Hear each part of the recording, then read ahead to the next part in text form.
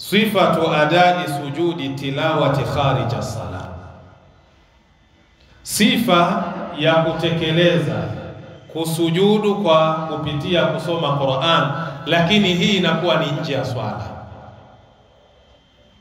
Ndani ya swala si tumeona, sasa ni nje ya swala. Wewe mwenyewe umekaa pale unasoma Qur'an, ukafika aya watakiwa usujudu, tunaangalia nayo ni vipi. Al-awwal, sehemu ya kwanza, at-taharatu li sujudi tilawa, tunaangalia usafi na udhu katika upande wa kusujudu ikiwa unasoma nini? Qur'an.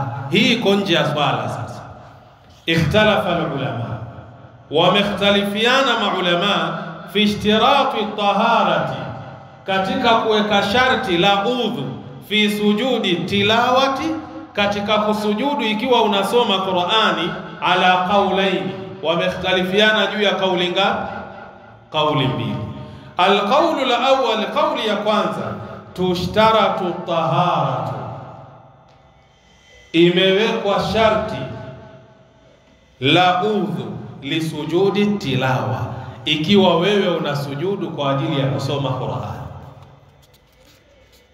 Hiyo ni kauli ya kwanza. Wala yasihu illa biha, na kwamba wala haiwezi kukubalika isipokuwa ni sharti uwe una udhu. Wa hadha biittifaqi almadhahib alfiqhiyyah al-arba, na haya pia ndio makubaliano ya madhehebu ya fiqh ya aina nne, ya kwamba ile Qur'an unaposoma ikafikia mahala watakiwa usujudu, ni sharti uwe una udhu. Haya ndio makubaliano ya madhehebu ya fiqh ya aina nne.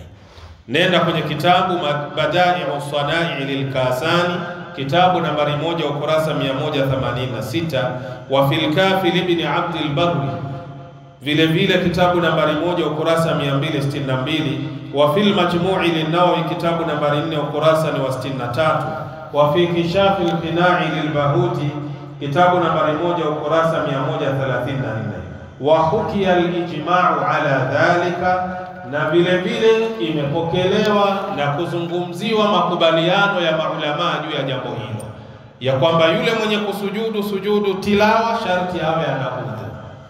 Nenda kwenye kitabu Al-Mughni ibn Qudama, kitabu nambari 1 ukurasa 444. Al-adilla, tuangalie dalili.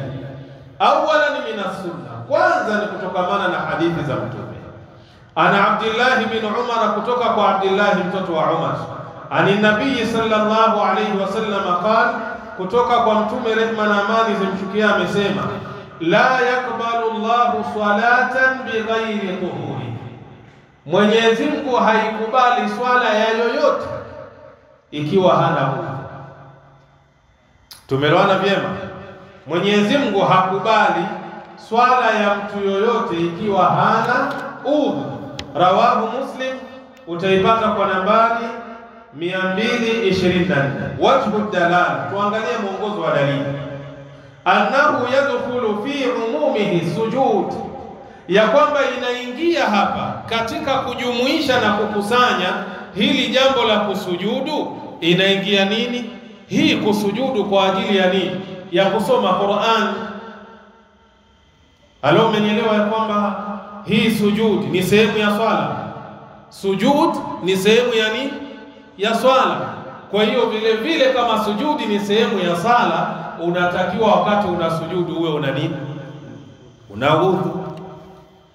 Nenda kwenye kitabu Al-Mughni ibn Qudama, kitabu nambari 1 ukurasa 444. Thania, li'annahu salatun fil haqiqa, kwa sababu hiyo kusujudu ni swala kiukweli. Fayushtaratu lahu dhalika, sasa imewekwa sharti kwa jambo hilo kwamba ni swala uwe na udhu. Kadhati rukui, kama mfano wa mtu mwenye kurukuu. Mwenye kurukuu ni lazima awe na udhu, na mwenye kusujudu lazima awe na udhu. Nenda kwenye kitabu Al-Majmu' lin-Nawawi, kitabu nambari 4 ukurasa wa 63. Thalithan, anasema waliannahu sujudun, kwa sababu huko ni kusujudu. Fayushtaratu lahu dhalika kasujudi sahwi, imewekwa sharti awe na udhu. Ni kama mfano wa mtu ambaye anayesujudu kwa ajili alisahau kitu ndani ya nini? Ya swala. Ikiwa sujudu sahwi unatakiwa uwe na udhu, je, sujudu tilawa vile vile unatakiwa uwe na nini? Uwe na udhu. Nenda kwenye kitabu Al-Mughni Ibn Qudama, kitabu nambari 1 ukurasa 444. Tumalize na kauli ya pili, tusimamie hapo. Al-qawlu thani, kauli ya pili, at-taharatu laysat sharta. Wao wanasema udhu sio sharti kwa yule ambaye atakuwa anasoma Qur'ani nje ya swala na akafikia mahala akasoma aya ya kumpeleka kusujudu. Wao wanasema ya kwamba kusujudu kule sio lazima mtu awe na nini? Awe na udhu. Tumeelewana vizuri eh? Kwa hiyo anasema ya kwamba udhu katika kusujudu, sujudu tilawati, hii sio lazima mtu awe na nini? Awe na udhu. Wa hadha qawlu ba'd as-salaf, na hii ni kauli ya baadhi ya maulama waliotutangulia. Wa ikhtiyaru al-Bukhari, pia ndio kauli ameichagua nani? Imamu al-Bukhari. Wa Ibn Hazm, pia Ibn Hazm ameichagua kauli hiyo. Wa Ibn Taymiyyah, na mwanachuoni Ibn Taymiyyah. Wa Shawkani, pia vile vile Imamu ash-Shawkani. Wa Ibn Baz. Hawa wote wamekubaliana ya kwamba ikiwa unasoma Qur'ani nje ya swala ukafikia mahala kusujudu, sujudu tilawa, sio lazima uwe na nini? Uwe na udhu. Nenda kwenye kitabu Sharh Sahih al-Bukhari Ibn Battal, kitabu nambari 3 ukurasa 56. Wa fil Fatawa al-Kubra Ibn Taymiyyah, kitabu nambari 5 ukurasa ni wa 34.